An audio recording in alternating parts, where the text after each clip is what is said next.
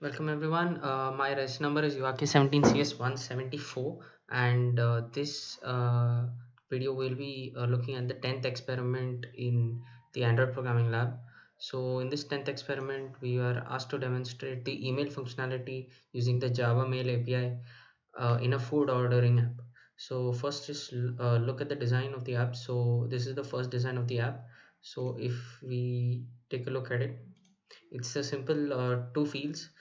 Basically, the customer has to enter the name and email and then click submit, and an OTP is sent to the email. And again, when they submit the correct OTP, they log in and move on to the next screen, which is here. In this screen, they are allowed to choose items and place an order, and when placing an order, another order confirmation will be sent to their account. So if you look at the Java code here, in the on create, we will just declare our variables and find all the items on screen. And this function send email via direct is how we are actually sending the email.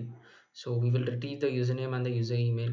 We will generate a random number using the random class in Java, and then we will create a properties object. Now this properties object is important for establishing the SMTP connection with the server. Here we'll be authenticating with our own Gmail, and on port number 587 with TLS enabled. So after creating the properties object, we will define a few constants that we need, which is actually the email and the app password that we will be using here. Using this two entities, we'll actually create a session object. Now this session object will actually authenticate us and will enable us to use this email to send emails to our customers. Finally, this is the code that actually starts and sends the email to the customer. So we will create a my message, and we will take the from email and create a new internet address out of it. And also we will take the user email which has been submitted and also create a internet address, and we'll assign it to a recipient type 2. So this is the main recipient. We'll set a subject and we will set the text that we need to send. And afterwards, to send this email, we will actually start a new async task.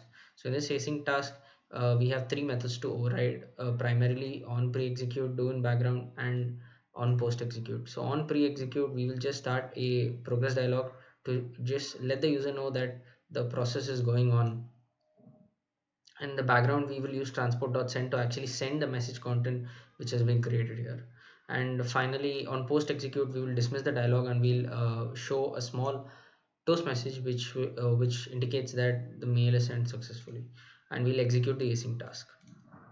Finally, this is a on-click listener for the OTP verification button. So we will just check if the OTP and the entered OTP are same. If it is, we'll put some extras, that is the user email and username, and go move on to the next activity. This is just the catch block for any errors that might occur here. So moving on to the next screen, if we see, we will just find all the menu items on screen, and we will find the button. We will retrieve all the extras that we have sent over from the previous activity, and using a string builder, we will start appending any items that the user has chosen. So since these are checkboxes, for each checkbox, you have to start an if block wherein we check if it's checked. If it is, then we add the amount of the item to the total, and finally we append the total in the end.